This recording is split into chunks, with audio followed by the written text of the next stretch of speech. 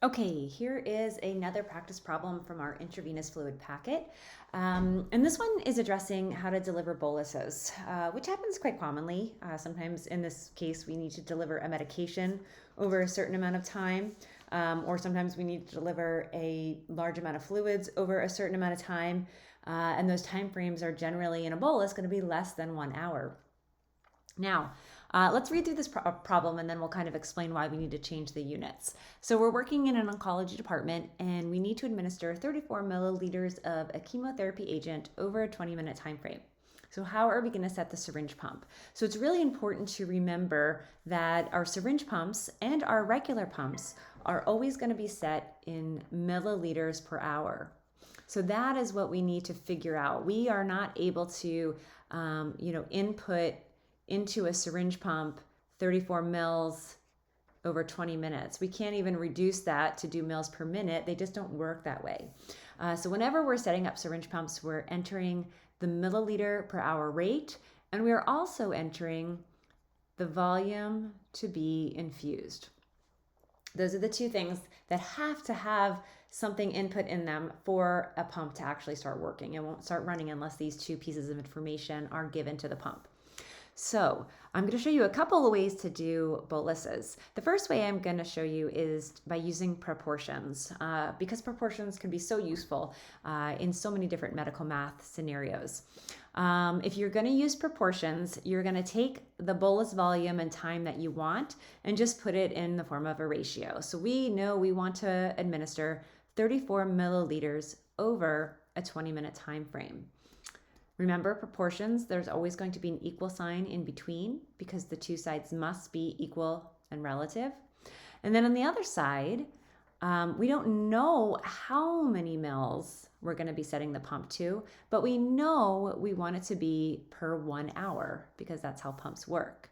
Now, with proportions, because they have to be equal, our units on the top must be the same and our units on the bottom must be the same. So I can't keep that hour as 1 hour. I simply just need to change it to 60 minutes so that the math works out. Okay, I'm going to go ahead and solve this directly on my calculator. Remember, for proportions, we're going to cross multiply and then reduce to solve for x. If you still need to write that out, that is perfectly okay. I'm multiplying 34 times 60, and then I'm dividing by 20 to get x by itself on one side of the equation. And I'm going to find out that x equals 102 milliliters. And when I look back up to my ratio, it equals 102 milliliters per 60 minutes, which is per hour. And that is what my answer is. That's what I'm going to be plugging in to the fluid pump. And then my volume to be infused is always going to be my bolus volume. So I'm just going to hit 34 milliliters on there. When I set it to 102 mils per hour, it's going to bolus in really, really quickly. And then after 34 mils are infused, it's going to go ahead and stop automatically. So that's one way to do a fluid bolus. Another way is to think about 60 minutes in terms of increments. So when we're giving boluses, usually the boluses are going to be over 10 minutes, over 15 minutes, over 20 minutes, or sometimes over 30 minutes.